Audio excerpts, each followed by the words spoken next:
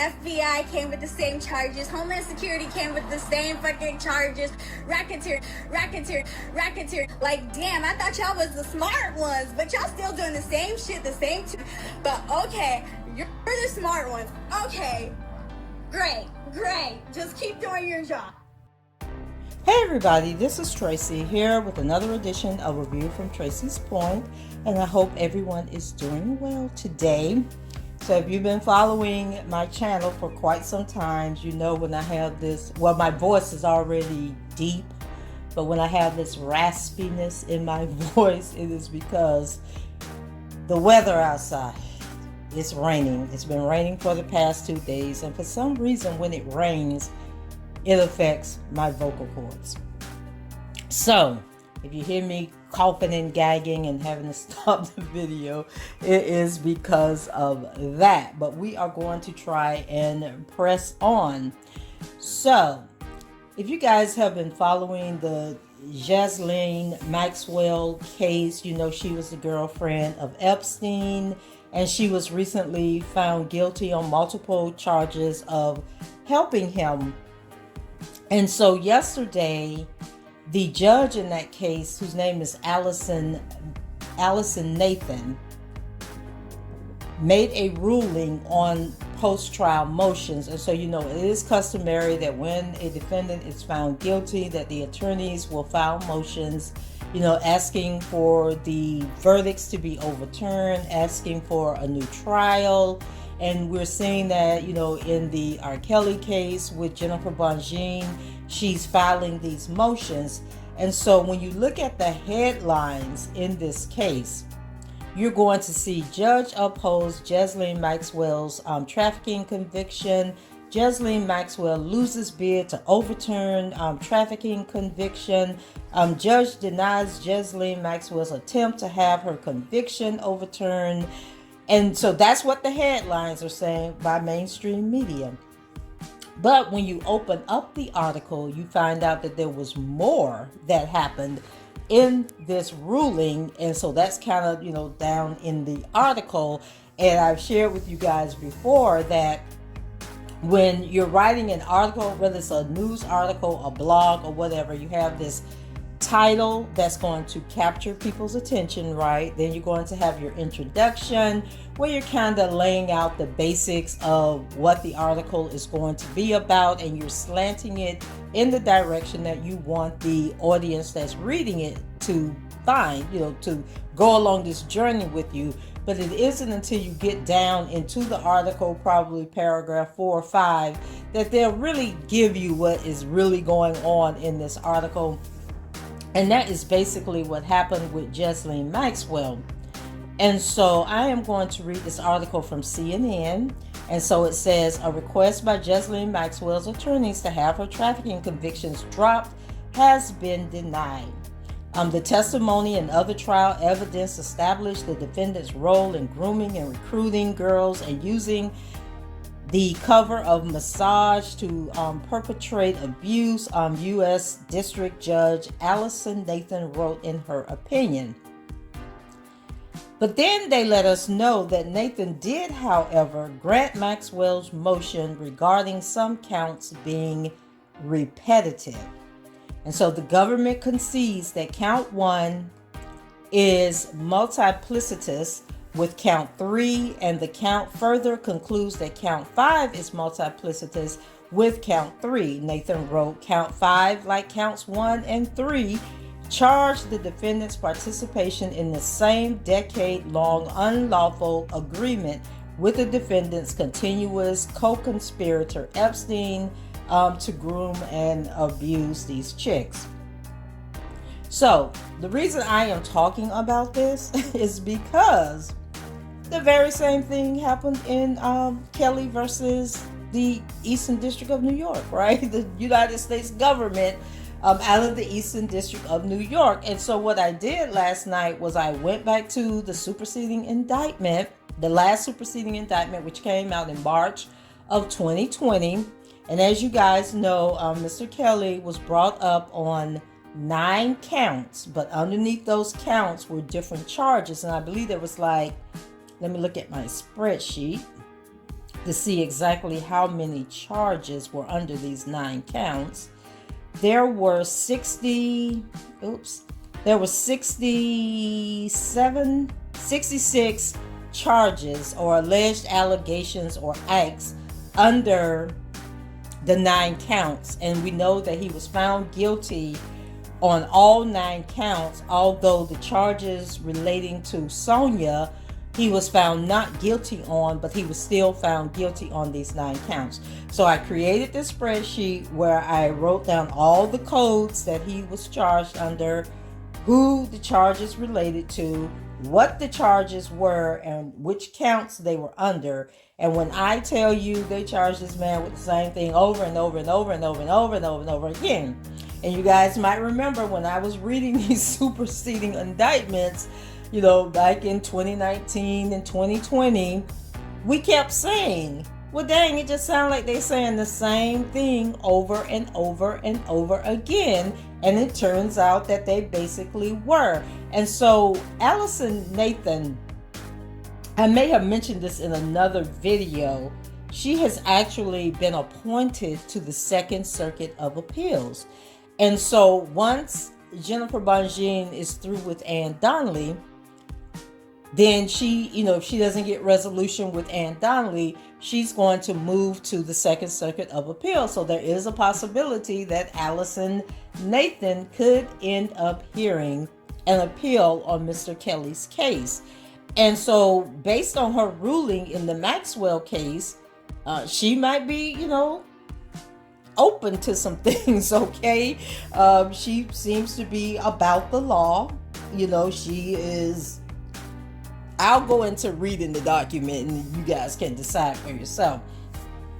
But in any event, this document is 45 pages long, and I really don't want to read all 45 pages, but she pretty much gets into the meat and potatoes of her ruling right off the bat.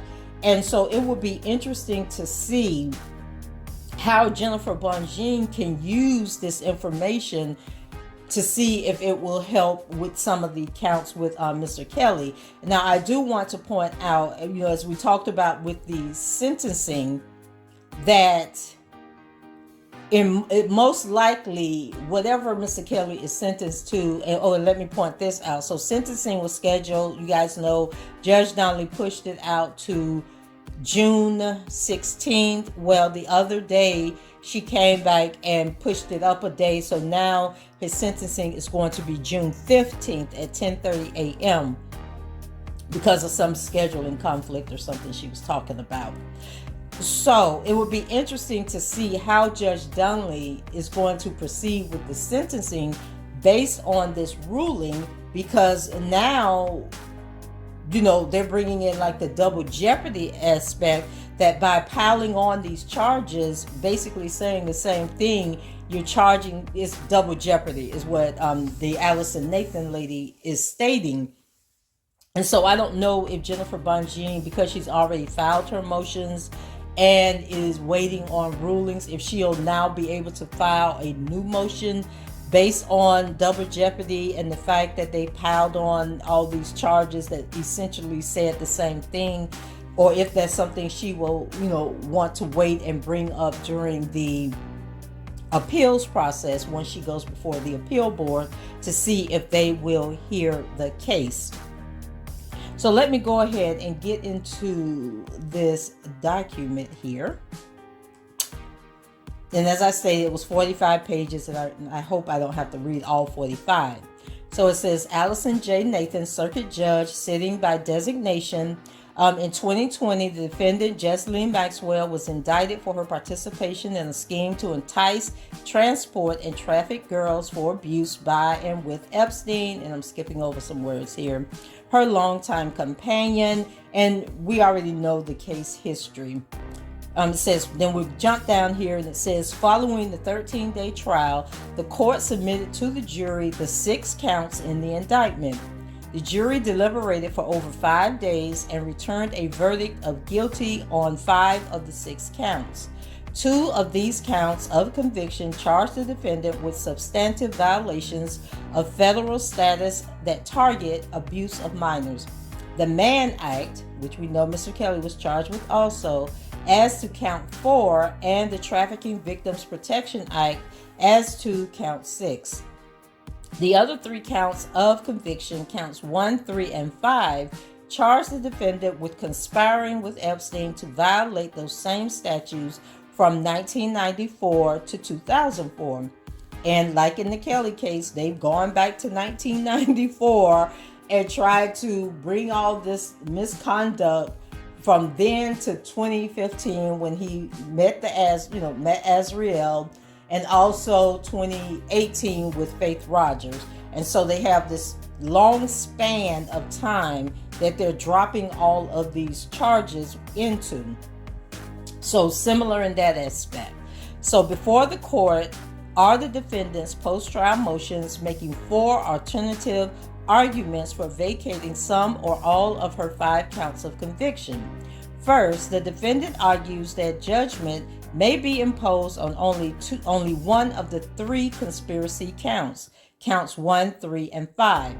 Oh, let me stop here, guys, because I lost my train of thought earlier. Well, we're talking about the sentencing. So we know in Mr. Kelly's case that he is facing anywhere from 20 years to life in prison.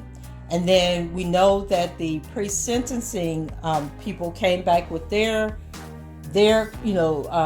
opinions about what his sentencing should be, and they are basically recommending that he gets life in prison. Yes, life in prison for fooling around with some thoughts. But anyway, and not to mention, I was reading a story last week which kind of just lets you know how crazy these sentencing guidelines are. But it was some man that had killed like a child or something, and he was sentenced to 13 years in prison. So you can take somebody's life and be out of jail probably in 10 or 11 years, but you have sex with some thoughts and you're supposed to spend the rest of your life in prison. Like, that is so crazy to me. So the point I was going to make is that even though he was found guilty on these 9 counts, and he's going to be sentenced based on these counts, that they will probably run concurrently, which means that whatever he's sentenced to is going to run together, and whatever the maximum sentence for that count is, that'll be the maximum of the entire jail time that he would spend. And so basically they're saying, oh, he should get life in prison, which is the ultimate sentence that he can receive. But then Judge Donnelly has the ability to downgrade, to sentence lower than what they are recommending. So even if these cases, some of these counts are tossed out because of this ruling, Ghislaine Maxwell is still going to be facing whatever her maximum sentence is. So it's a win in the fact that some of the accounts or the verdicts are being dismissed. So that's less that her attorney has to argue once they try to go before the appeals court. But it's still a win in that it sets precedence that, hey, you can't be out here writing these indictments, piling on to create this sensational case when you really don't have that much evidence. And so even if this does apply to Mr. Kelly's case, it doesn't necessarily mean that he's going to get less time in prison, but it does mean that some of the stuff can get thrown out, and it'll make Jennifer Bonjean's argument before the appeals court easier. an easier burden to bear. There are less things that she'll have to argue in the long run. So instead of arguing 9 counts, she might only be arguing 3 counts. You get what I'm saying? But whatever the sentence Donnelly imposes is going to, to be the sentence. And then she will have to work towards arguing that the sentence was excessive based on the charges against him, which were excessive.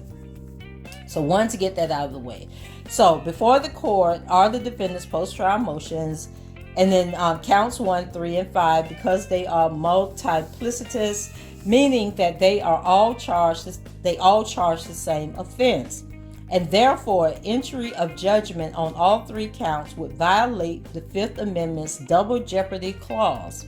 Second, she requests under Rule 29 of the Federal Rules of Criminal Procedure that the court acquit her of all counts because there is insufficient evidence for any rational jury to find her guilty beyond a reasonable doubt.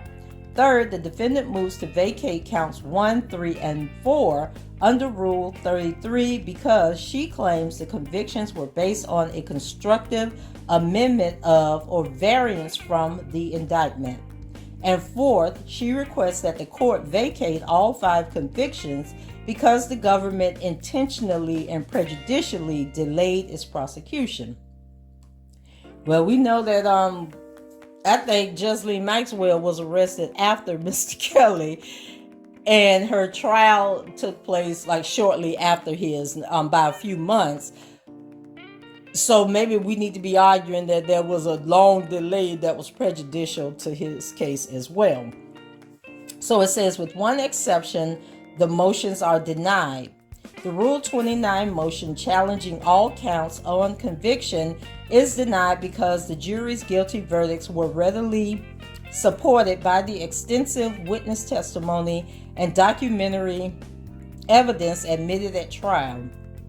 Further, those counts of conviction match the core of criminality charged in the indictment presented by the government at trial and on which the jury was accurately instructed. The defendant's contrary claim of a constructive amendment of or variance from the indictment rests on an implausible and speculative interpretation of a single ambiguous jury note.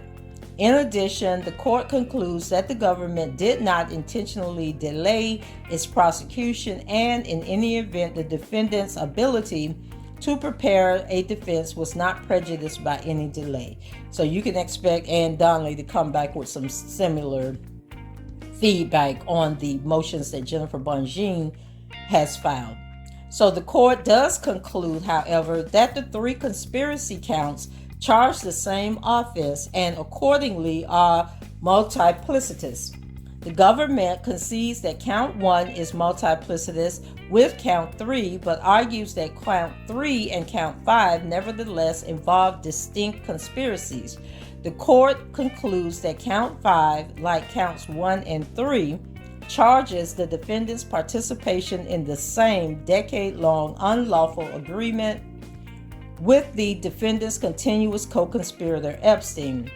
The overarching conspiracy, which, as the government argued and proved at trial, employed a single playbook to groom and abuse girls, constitutes a single conspiracy offense with multiple victims. Because the double jeopardy clause prohibits the court from imposing multiple punishments for the same offense, the court will enter judgment on count 3 alone among the conspiracy counts. This legal conclusion in no way calls into question the factual findings made by the jury.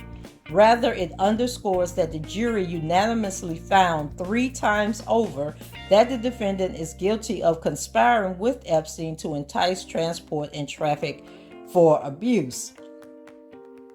So basically what she's saying is you can't be charging, basically what they did in Kelly's case is that they just repeatedly charged for the same things. So a good example would be Azriel and Faith, where they charged him with giving them herpes, right? Like you kept talking about the herpes. You can only give them herpes once, right? If he gave them the herpes. He only could do it once. So why are you creating all these multiple layers of charges talking about the fact that he gave them herpes and then find him guilty of giving them herpes like multiple times? Like you've just entered new statutes and charges and rewording things. And in some cases, they didn't even reword it. And so if I'm understanding this correctly, and you guys, I have to remind you all the time, when I was in college, I wasn't getting a degree in law, okay? So I am speaking to you from a layman's term, not from a layman's perspective, not a attorney's perspective, because an attorney would know a whole lot more than I know. But this is the way I'm understanding what they're saying, is that they charged him multiple times with multiple statutes that basically said the same thing. So then she goes on to her first point, and it says the court grants the defendant's multiplicity claim. The defendant was indicted on 6 counts. 1, conspiracy to entice individuals under the age of 17 to travel in interstate commerce with intent to engage in activity illegal under New York law in violation of United States Code 18, Section 371(2). Enticement of individuals under the age of 17 to travel in interstate commerce with intent to engage in activity illegal under New York law, and aiding and abetting the same in violation of United States Code 18, 2422(2), which is also something that Mr. Kelly was charged with. Section 3, conspiracy to transport individuals under the age of 17 to travel in interstate commerce with intent to engage in activity illegal under New York law in violation of United States Code 18, Section 371 at point 4.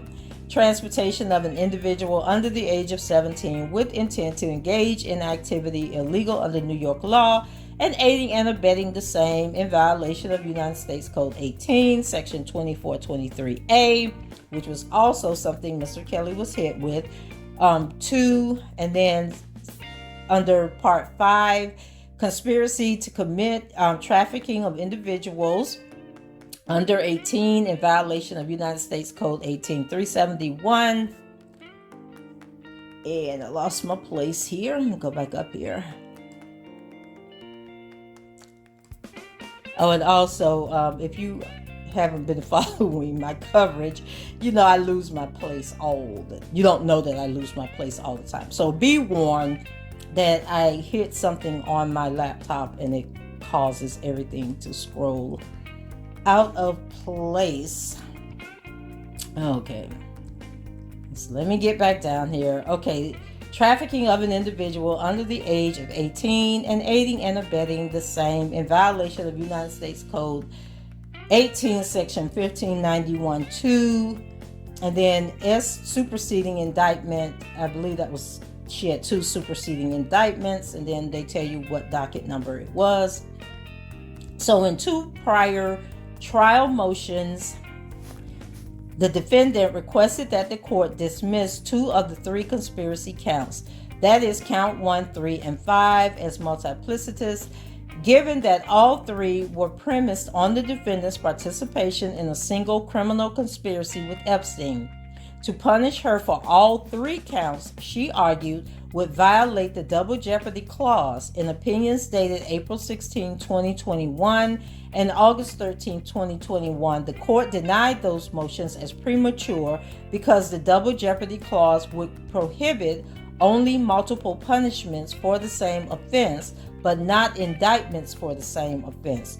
And United States versus Maxwell, Southern District of New York in 2021, and they were citing the United States versus Josephburg, which was a case heard by the Second Circuit in 2006. And then another motion that was filed by Maxwell on August 13, 2021. So because the jury convicted the defendant on all 3 conspiracy counts, the defendant now requests that the court impose judgment on only one of these counts. Maxwell, and then they talk about where it's located in the record. The government concedes that counts 1 and 3 are multiplicitous and agrees that the court should not impose judgment on count 1. but it argues that counts 3 and 5 are distinct offenses premised on distinct criminal conspiracies, and so the court should impose judgment on both. On consent of both parties, the court will not impose judgment on count 1 because it is multiplicitous for the reasons that follow. The court further grants the defendant's motion to also not enter judgment on count 5 because it is also multiplicitous with count 3.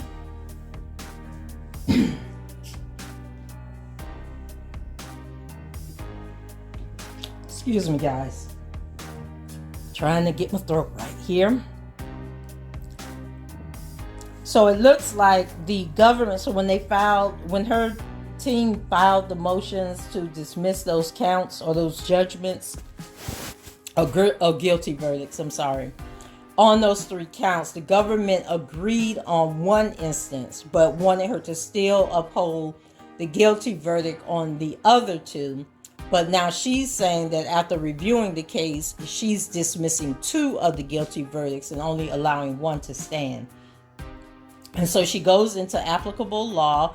It says the double jeopardy clause of the Fifth Amendment guarantees that no person shall be subject for the same offense to be twice put in jeopardy of life or limb. U.S. Constitution Amendment 5, that guarantee serves principally as a restraint on courts and prosecutors, ensuring that a court does not exceed its legislative authorization by imposing multiple punishments for the same offense. Brown versus Ohio, which was a case heard in 1977, and Morris versus Reynolds, which was heard by the Second Circuit in 2001. An indictment is multiplicitous and therefore implicates double jeopardy when it charges a single offense as an offense multiple times in separate counts, when in law and fact only one crime has been committed. Maxwell, then they talk about her case, quoting United States versus Chaco, which was heard by the Second Circuit in 1999. A claim of multiplicity cannot succeed, however, unless the charged offenses are the same in fact and in law. United States versus Jones, Second Circuit in 2006, and then United States versus Estrada in the Second Circuit in 2003 were the cases that they used that set precedence on that ruling. So if the 2 offenses at issue are both conspiracies charged under the same statute, then the multiplicity inquiry turns on whether the 2 conspiracies are the same in fact, meaning they involve the same agreement. And then she cites several cases. And then a quote from one of those cases: to survive a double jeopardy attack, the government would have to show that the 2 schemes involve distinct agreements. Yet, whether the evidence shows a single conspiracy or more than one conspiracy is often not determinable as a matter of law or subject to bright line formulations. Rather, the parties agree that the court's inquiry is guided by the Second Circuit's Korfant, Korfant factors.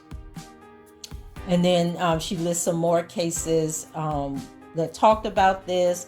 And then she said those factors include: 1, the criminal offenses charged in successive indictments; 2, the overlap of participants; 3, the overlap of time; 4, similarity of operation; 5, the existence of common overt acts; 6, the geographic scope of the alleged conspiracies or location where overt acts occurred; 7, common objectives; and 8, the degree of interdependence between alleged distinct conspiracies.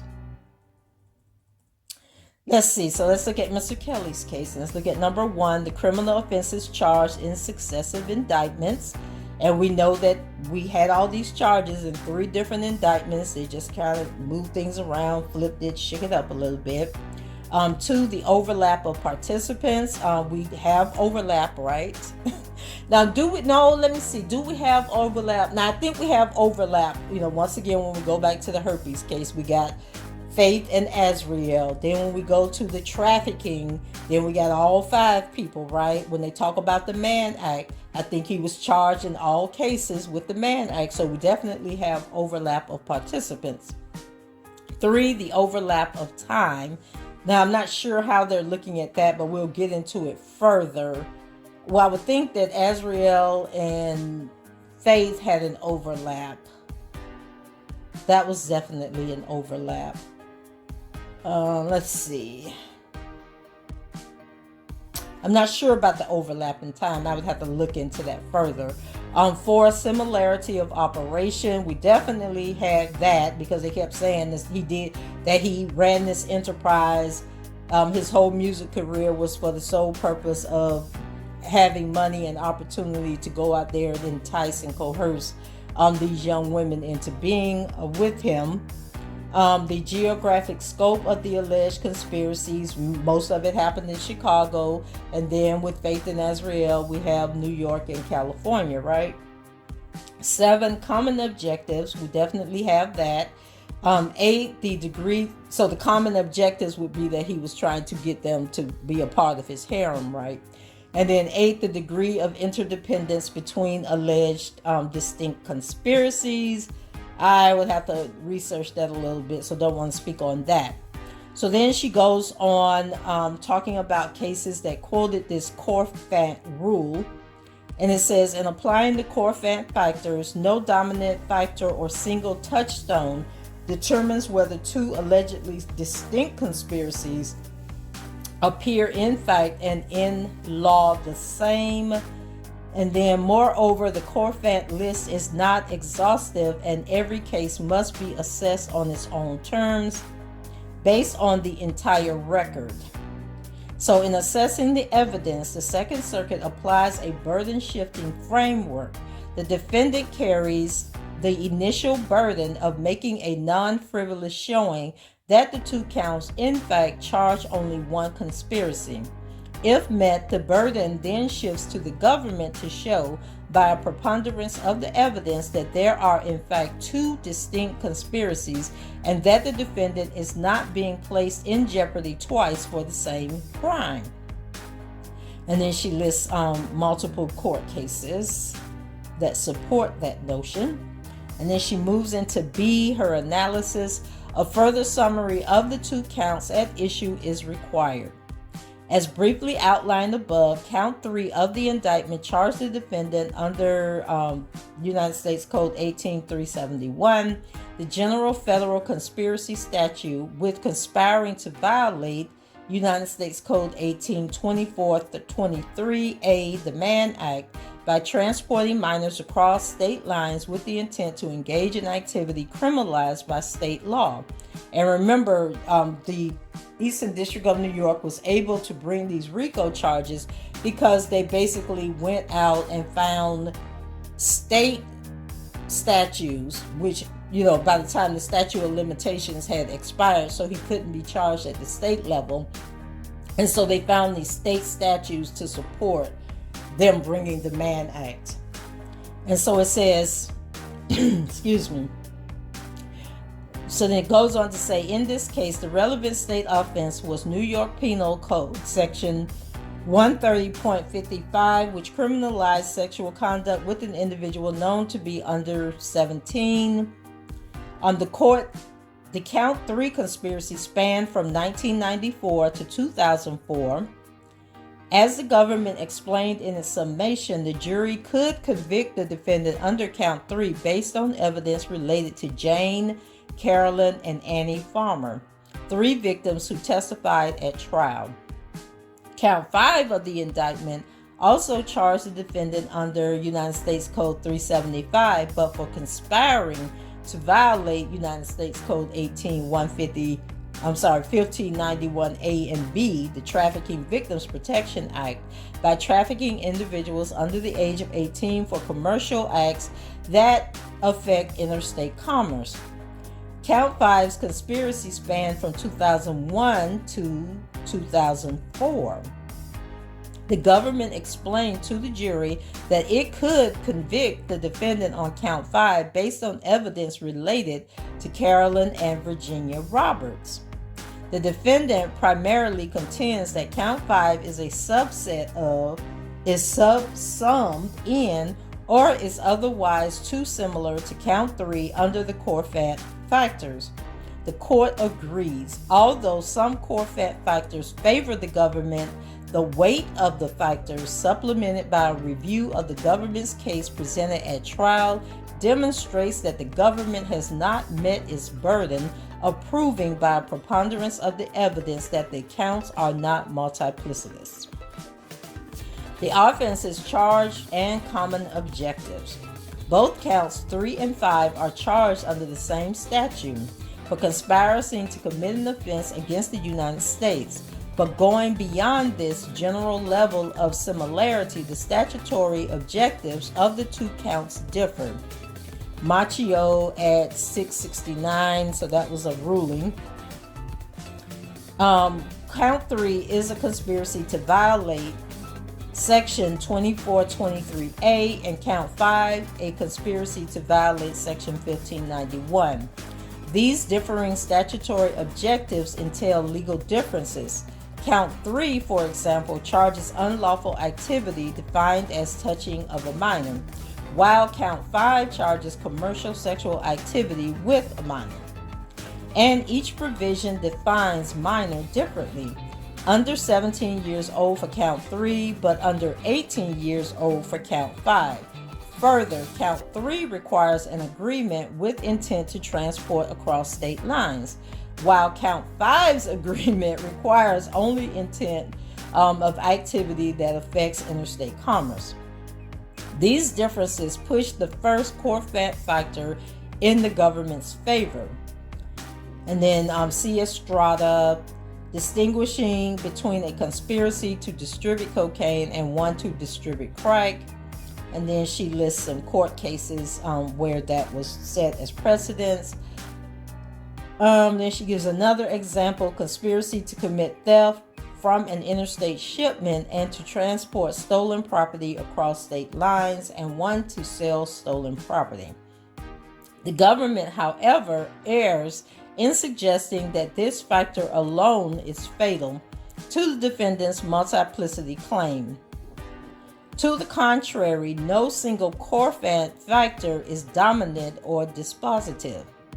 And courts in the district have found two conspiracy counts to be the same offense, even when they have different statutory objectives, because both counts can arise from the same agreement. And then she cites from a case, what was that case? Something Hernandez. A case involving someone named Hernandez from 2009. It says, concluding that conspiracies to defraud the United States and to commit mail and wire fraud were the same conspiracy as earlier conspiracy to use of transfer false IDs. After all, single agreement to commit several crimes constitutes one conspiracy. United States versus Bross, which was heard in 1989. The government implicitly conceded this point of law when it agreed that counts 1 and 3 were multiplicitous. Count 1 charges a conspiracy to entice minors to travel across state lines in violation of United States Code 18, Section 2422, while count 3 charges a conspiracy to transport minors across state lines in violation of United States Code Section 2423A. Despite distinct statutory predicates for these two at Section 371 conspiracies, the government did not contest that they were the same offense. Though count 5 is unquestionably less similar to count 3 than is count 1, the difference in statutory predicates does not end the matter. It is well established that a single conspiracy can contain multiple objectives, particularly if the objectives share important similarities as they do here. And that was from United States versus Salami, which was heard by the Second Circuit in 1998. And it was from another case, United States versus Arakai, which was also heard by the Second Circuit in 1992. So, overlap of participants. The participants in the two conspiracies in counts 3 and 5 substantially overlap with one another. Of course, the defendant will always overlap between two allegedly multiplicitous conspiracies, so their participation in both conspiracies has negligible significance. More importantly here, Epstein was the defendant's primary co-conspirator in both conspiracies, and the government argued that in both conspiracies, the defendant played the same role of acquiring underage girls for Epstein to abuse. They were, the government explained, partners in crime over the decade alleged in the indictment. For a decade, and then they cite a case, they're citing from this actual case. For a decade, the defendant played an essential role in this scheme. This overlap in key participants and in core roles played by those participants significantly favors the defendant as to the second Korfant factor. Okay, so basically here she's breaking down these different, of all those Korfant factors that I read to you all, I believe it was 7 or 8 of them. She's breaking down how each one of those apply. So then she goes on and says that the government responds that the Count 5 conspiracy included Sarah Kellen, who was not involved in Count 3. Yet Kellen received far less attention than other conspirators in the government's case, being mentioned only briefly in the government's opening statement and closing arguments, noting, and sometimes Sarah Kellen would call too. Conspiracies often change membership without forming a new distinct conspiracy, particularly if key members of the conspiracy remain over the course of a decade.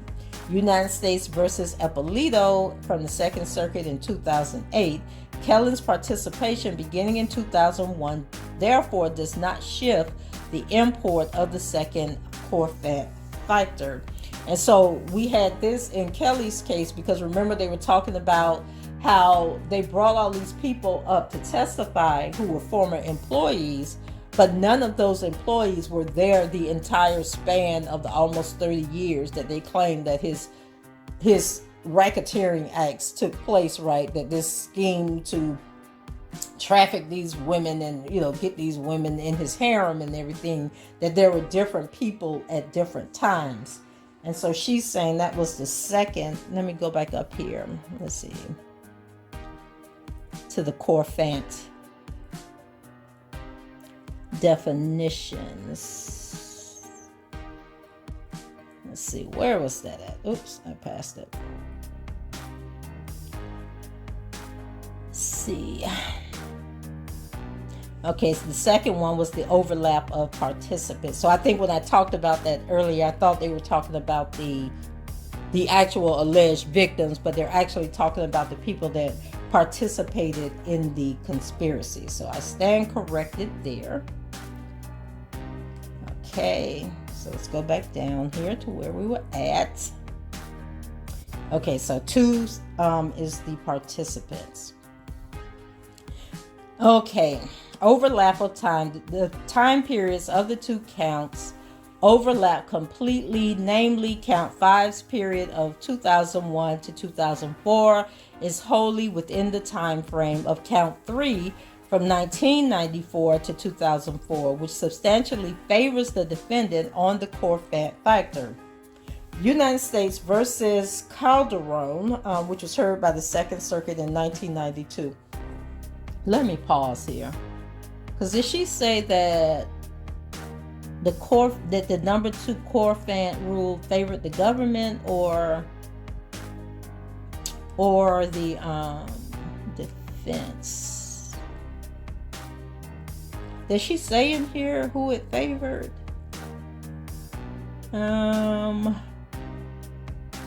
More importantly here, Epstein was the defendant's primary co-conspirator. Okay, so I guess she's saying that favored the government because Maxwell and Epstein were a part of the conspiracy the entire time, whereas the Sarah Palin lady was not. Let's see. The government responds that count 5 conspiracy, including Sarah Palin, who was not involved in count 3, yet Palin received far less attention than other conspirators in the government's case, being mentioned only briefly, noting and sometimes Sarah Palin would call too. Conspiracies often change membership without forming a new distinct conspiracy, particularly if key members of the conspiracy remain over the course of a decade. Kelly's participation beginning in 2001 therefore does not shift the import of the second. Okay, I'm not clear what she's saying. Whether it favors the government or it favors the defendant in that case. Let's see, overlap of time. The time periods of the two counts overlap completely. Okay, namely, count 5's period, and she talks about the span of time. The government's attempt to minimize this factor by noting that most overt acts for count 3 occurred in the 1990s is simply not reflected in the circuit's case law. And then it says, focusing on the overlap in time frame alleged in the indictment.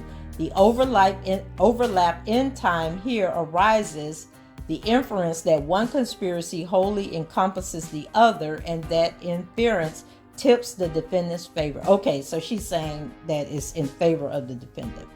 Okay, similarity of operations. Counts 3 and 5 involve significant similarities in operations. The methods by which the defendant groomed and facilitated abuse of victims was a central focus of both parties' cases at trial. The government called as an expert witness Dr. Lisa Raccio, who identified the typical steps in abusers' grooming of minors for abuse. And then we have the same thing in Kelly's case, right? Applying that expert testimony to the witness's testimony, the government argued that the defendant's conduct as to each victim followed a uniform playbook. Then we have that same thing. And then it says, she ran the same playbook again and again and again. She manipulated her victims and she groomed them for abuse. The patterns you saw throughout this trial, the playbook that Maxwell ran for years, is just one of the many ways that you know that Maxwell is guilty. And the government emphasized the many similarities in the defendant's conduct as recounted by all 4 witnesses. The similarities between what happened to Jane and Annie and Carolyn and Kate are incredibly powerful evidence of the defendant's guilt. So I want to talk to you about the playbook that Maxwell ran again and again and again. 4 women have testified at this trial about Maxwell. They all described the same woman, the same playbook. Carolyn was the only witness who testified regarding count 5. The government argued that her testimony was corroborated by what Annie and Kate and Jane told the jury about Maxwell and how she operated for years. Maxwell groomed both Annie and Carolyn as part of a broader agreement with Epstein to provide him with people for abuse. The government, in short, argued that the defendant engaged in substantially the same operations for a decade as to all victims under both counts 3 and 5. The government responds that while the defendant and Epstein continuously conspired to abuse victims, their conduct beginning in 2001 evolved from developing one-on-one relationships with their victims to include a pyramid scheme of abuse, by which they acquired girls by paying them for so-called massage appointments. To be sure, the government, in both its opening statement and its closing arguments, explained that the defendant and Epstein's abuse evolved over the course of a decade, having both the earlier phase and the later pyramid scheme. Describing, Okay, and then they talk about where they describe the pyramid scheme. But a single conspiracy can enter 2 or more phases or spheres of operation without creating a discontinuity. Okay, I know I pronounced that. Discontinuity in the underlying unlawful agreement, particularly if the same people are serving the same roles in each phase. And then she cites several cases that were heard in the Second Circuit in 2001, 2000, and 1990. Notably, the government, after distinguishing between earlier and later phases in the pattern of abuse, immediately emphasized that for a decade the defendant played an essential role in the scheme, blurring any difference between the 2 phases. So she is basically using their words against them. It says, moreover, though these phases did involve some differing means to acquire victims, the differences presented at trial were not as great as the government suggests in its brief. As to both counts, both before and after 2001, the government emphasized that massage was a primary means by which the defendant and Epstein normalized contact, and also the means by which the defendant and Epstein commonly instigated instances of abuse. And then she quotes, you will learn that in the 1990s they used the cover of mentoring young girls to introduce massage, and that you will learn that they used the so-called massages as a way to abuse the victims. And then another quote from the trial, under the pyramid scheme of abuse, the defendant could just call girls to schedule massage appointments and hand them cash afterwards. You will learn that the cover of massage was the primary way the defendant and Epstein lured people into abuse. Okay, hold on guys, I done lost my place again.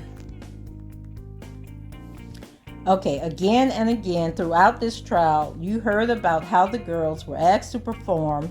Dang it, did it again. Oh my God.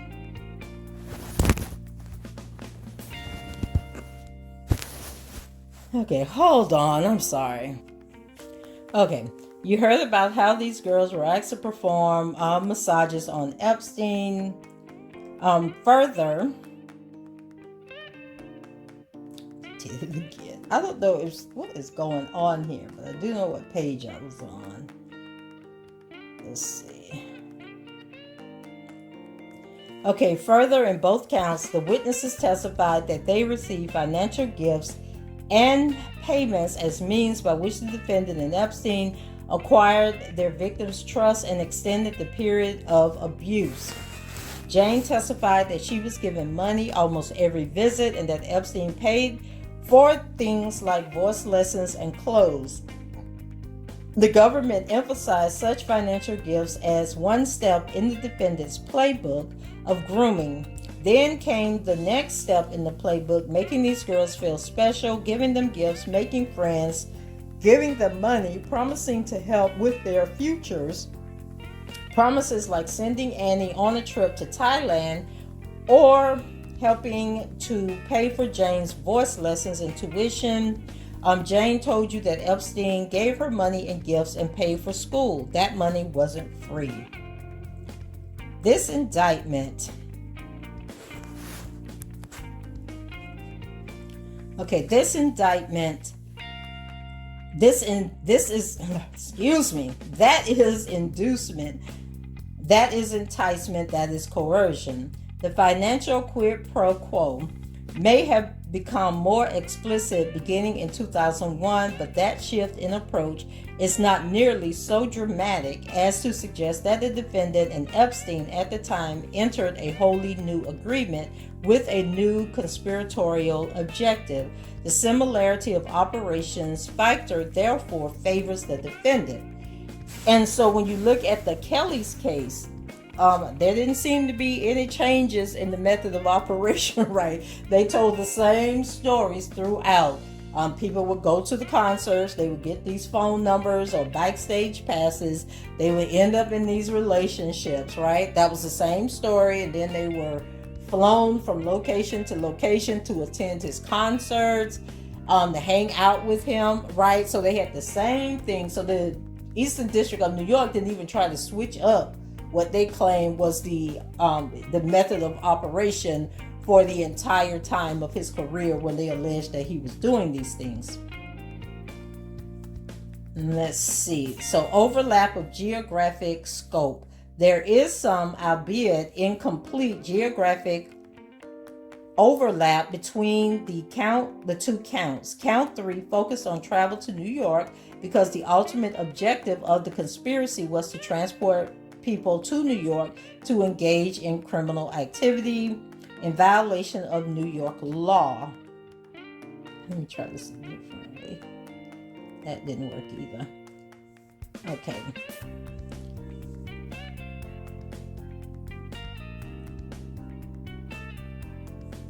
Okay. For some reason, this thing keeps jumping to page 9. And I am way beyond page 9. So let's try this. Oh gosh. Why are they making this so hard? Okay, overlap of geographic scope. There is some, albeit incomplete, geographic overlap between the two counts. Count 3 focused on travel to New York because the ultimate objective of the conspiracy was to transport people to New York to engage in activity in violation of New York law. Count 5, by contrast, focused on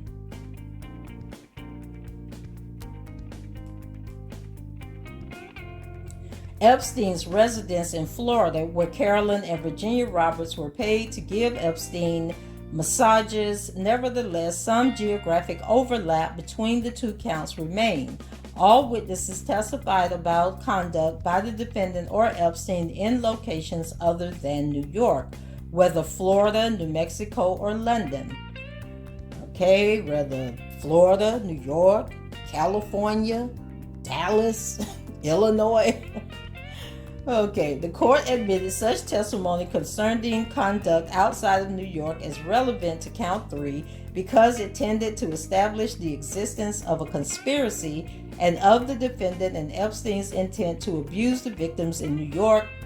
In sum, the same locations, particularly Florida, were part of the government's case for both counts.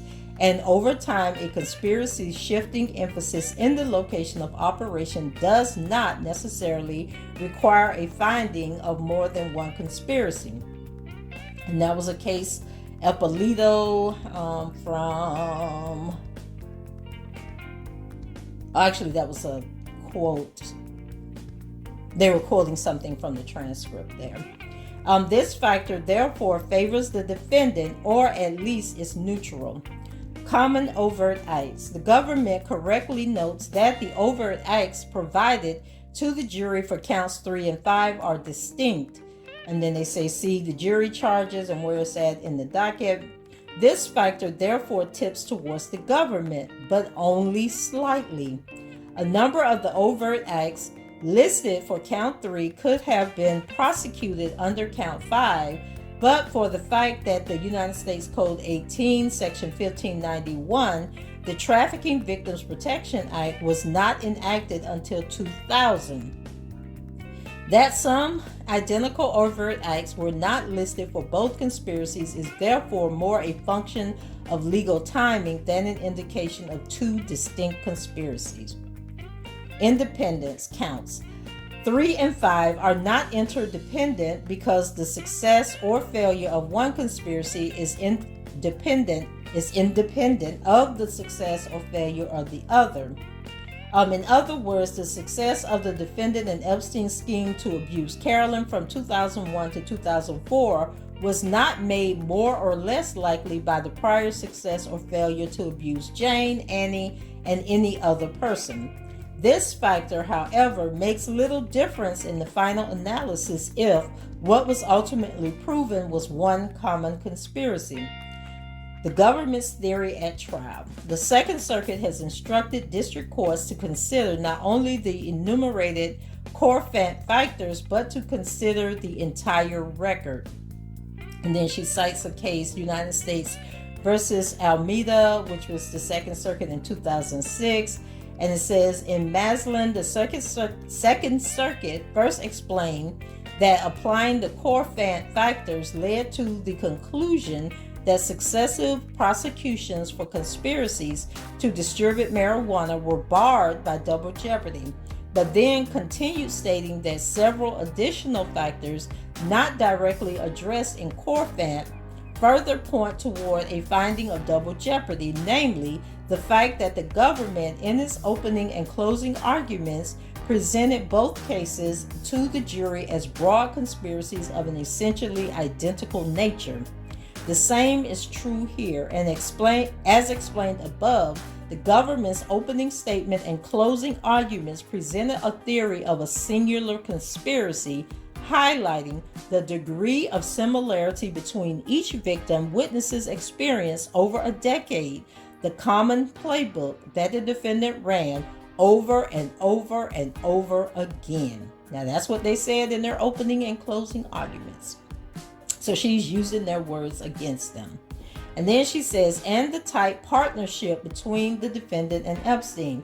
And each of those features was accompanied by references to a singular scheme to abuse all victim witnesses.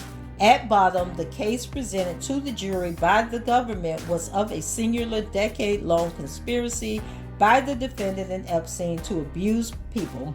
Having pursued such a broad and encompassing conspiracy, the government cannot now claim and cannot carry its burden of proving by a preponderance of the evidence that count 5 was legally and factually distinct. Because count 3 and count 5 are multiplicitous, the proper remedy is to enter judgment on only one of the counts. And then she cites a case, says C. Josephberg. If the jury convicts on more than one multiplicitous count, the defendant's right not to suffer multiple punishments for the same offense will be protected by having the court enter judgment on only one of the multiplicitous counts. And then she's citing Ball versus United States in 1985. And then she goes on, because count 5 is factually subsummed by count 3, the court will impose judgment only on count 3. The court emphasizes, however, that finding count 5 to be multiplicitous did not overturn any of the factual findings made by the jury. It means only that as a matter of law, the jury found the same thing twice, or in this case, 3 times. And so then the rest of the document just goes into why the court was denying the Rule 29 motion. And see what else is in this document.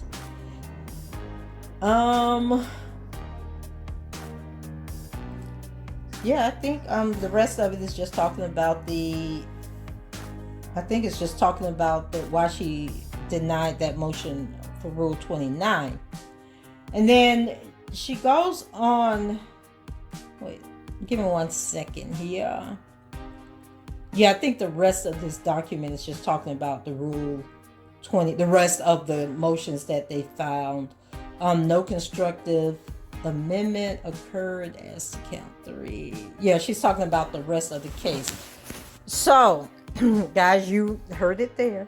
So she's basically saying that the government kind of shot themselves in the foot, by coming up with these dramatic openings and closing, showing how they were going to show over and over and over and over and over again that the person repeatedly did this to this person, this person, this person.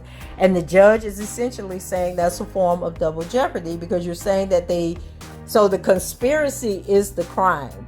And in order to have the racketeering conspiracy, you have to show a pattern, right, of the same thing. And so and in showing that pattern, you can't come and create all these different counts using different people but for the same act. And so that's the way I'm looking at it. How are you guys looking at it? Like, is this something that Jennifer Bongine should really press and show? And then actually I was thinking as I was reading this, I probably need to go back to the motions that she did file, because she might have said in those motions that they basically was charging him for the same thing using different victims. I can't remember because it's just been going on and on for so long. But either way, I do think that Judge Donnelly should look at this. Should definitely look at this when she is doing her ruling. And then also, you got to think when it comes to these judges, responding to these motions, think about the time and energy and research that has to go into their responses. And so, yeah, of course, they can kind of like shift it, to fit whatever they want the outcome to be. But I think overall, the judges are using case law to either support whatever their ruling, to support what their ruling is going to be. And they can use it to support the defense, or they can use it to support the government. And I think in this case, it seems like this Judge Nathan, seemed to have been fair. I think she was fair, and we can only hope and pray that Judge Donnelly does the same. And then hopefully she is friends with Judge Nathan and has read this ruling and will come back with the same thing and say, listen, y'all done charged this man with the same thing multiple times, and no, you can't have a sentencing, we can't let this go forward. And so, and then I think they also have to look at the fact that what is the Second Circuit going to say? Like, if I support the government on every single thing, am I helping the Second Circuit to overturn the case? I think that that's something that the government also looks at. The judge is looking at, how is this going to make me look in the end? Is it going to make me look unfair in the end? And so we can only remain hopeful, that she is going to go over these motions, go over all the stuff. We are already seeing her request the questionnaires for the jurors that made it to the jury, and also the ones, I think she requested all of the questionnaires is what it basically came down to. And so maybe she is taking a look at the fact that maybe this jury wasn't fair and impartial, and maybe it wasn't reasonable. And now that I think about it and say the term reasonable, Jennifer Bonjean did say several times that no reasonable jury, would have found him guilty on certain charges. So maybe she did raise the fact that these charges were duplicated in Mr. Kelly's case. And so before I go, like I told you guys, I did create a spreadsheet. And I am going to, let me see, on sheet 2, I did do the multiple charges. I did sort this, okay? So let's go up here to the top. So, some of the statutes were, so 261.5B, unlawful intercourse with a person, blah, blah, blah. He was charged 4 times. There were 4 charges for that same thing involving Azriel, and it was listed under Mann Act coercion of a minor, Mann Act transportation, Mann Act transportation of a minor, Mann Act coercion and enticement. So they basically charged him with the same crime 4 times, but then put it under different categories, and that was in counts 2, 3, 4, and 5. Then we have something that was 5/12-15A2, effective 2000, criminal abuse. So they used that 3 times under Sonia, and they filed it under coercion and enticement, kidnapping, transportation, and interstate commerce. Then they went to 5/12-16A7, aggravated criminal abuse, same charge, right? Effective 2002. And that was also used for Sonia, and it came under coercion and enticement, kidnapping, transport in interstate commerce. Then the California Health Safety Code, section 120290, effective 1998, willful exposure of a communicable disease. That was once with Azriel, filed under the Mann Act. Then California Penal Law Section 261.5A, Okay, and I think that's the same, isn't it? Okay, 265. They did that 1, 2, 3, 4 times. Azriel. And so actually that's the same thing. Okay, I see what they did. They're changing the wording, but it's the same thing. So they've already charged him 4 times with this. Then they charged him 4 more times under Azriel. Same thing, man act, coercion, enticement, man act, transportation of a minor, man act, coercion of a minor, man act, transportation. Then they turned around and used it 4 more times and then included 261.5b. They did that 4 times. Once again, Azriel, all 4 times.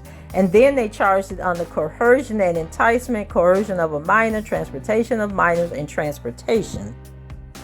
Then they go to Illinois Criminal Code sections 5-10 through 1 and 5/5-1 for Sonia, which was kidnapping. Then Illinois Criminal Code sections 5-12-16A6, effective 2002, aggravated criminal abuse. They did that 3 times under Sonia: coercion and enticement, transportation of interstate commerce, kidnapping. Then Illinois Criminal Code sections 5-12-16D, effective 2002, aggravated criminal abuse with Geronda under the Mann Act. Then Illinois Code sections 5-33-I, A, and 5/5-1 for Aaliyah, which was the bribery count. And then New York Penal Section 120.20, reckless endangerment. This was used 1, 2, 3, 4, 5, 6 times under Faith for coercion and enticement, the Mann Act, coercion and enticement, Mann Act, transportation, Mann Act, transportation.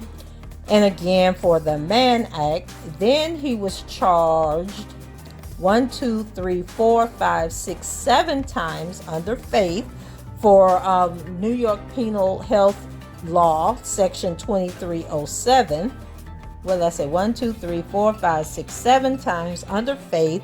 And then they filed it under coercion and enticement, Mann Act, coercion and enticement, Mann Act, coercion and enticement, Mann Act, transportation, and Mann Act, transportation. Then Penal Law Section 120.20, reckless endangerment, Faith again, Mann Act, coercion and enticement. Then we have Title 18 United States Code sections 1589A and 2. That was listed 3 times for Geronda, Azriel, and Faith under forced labor. And then Title 18 United States Code section 1961, 1 and 1961 at 5. That was twice for... Once it was used to explain count 1, and then it was used for Aaliyah, and both of those were the racketeering charges.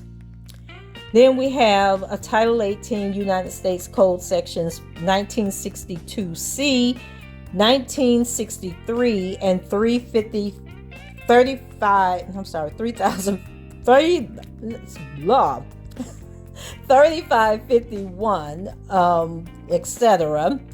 Azriel, Mann Act, transportation. Then they have Title 18 United States Code section 2251A, 2251D, effective 1998 and 2, and that was used for Stephanie for sexual exploitation. Then they have section 2251A, 2251E and 2 for Azriel, sexual exploitation. Oh, child. Then section 2251A, 2251E, and 2 for Geronda, sexual exploitation. Then they have sections 2421A and 2 twice for Azriel for Mann Act and transportation. Then they have the same section A and 2 and 3551, which we already seen above, which was Azrael and Faith for man, act, coercion, and enticement. Then we have section 2422A and 2 4 times for Azrael, Faith, and they were listed as coercion and enticement, man, act. Sections 2422A2 and then the 3551 again twice under Azrael and Faith, man, act, coercion of a minor, and man, act, transportation. Then we have section 2422B and 2, Azrael and Geronda, coercion of a minor, and then the man act. And then we have section 2422B2 and 35, excuse me guys, and 3551, Azrael, man act, transportation of a minor. Then they have section 2423A and 2, Azrael, transportation of minors. Section 2423A again with 2, and then adding section 3551, Faith, man act, transportation. And then they have 2421A and 2 again 2 more times for Faith and Sonia, man act, and then unable to give consent. Then they have it again adding the 3551 part for Faith, man, act, coercion, and enticement. So 66 charges under 9 counts, of which he was found guilty of all counts, where they were basically just repeating the same thing over and over and over again, rewording it, I guess, in different ways, but saying that the same statute applied. Like, that to me just didn't make any kind of sense. But the government was allowed to do it. Okay, so it's going to be interesting. Hold on a second. So it's going to be interesting to see if Judge Donnelly points out any of this in her motion response, in her response to the Rule 33 or Rule 29, or whichever one it filed under. So guys, that's it for me. Let me know what you think.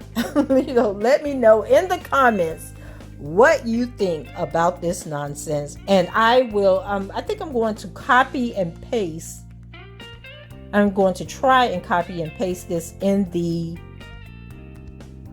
notes section so you guys can see. And if it doesn't work I'm not in the notes section, in the description. And if it doesn't work, then I'll figure out a way to post this somewhere so you guys can see. Like, maybe I'll make a image of this and post it in my community tab so you guys can see how they repeated these charges using the same sections and different codes, and even sometimes the same codes to support rewording the same charges that they were filing. So that's it for me. Go ahead, leave your comments below, rate the video, and subscribe to the channel if you haven't done so already. And until the next time, I shall talk to you guys later. Bye-bye.